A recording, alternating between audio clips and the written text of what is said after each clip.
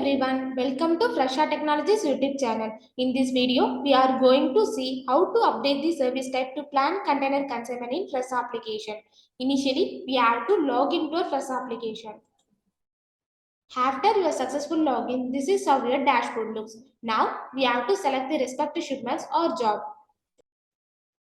On this page, we have to select the plan container menu. Now, click on the edit button to add the service type.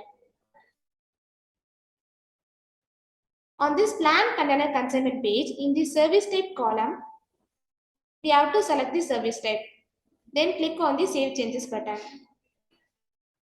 This is how to update the service type to plan container consignment in Fresa application. Thanks for watching.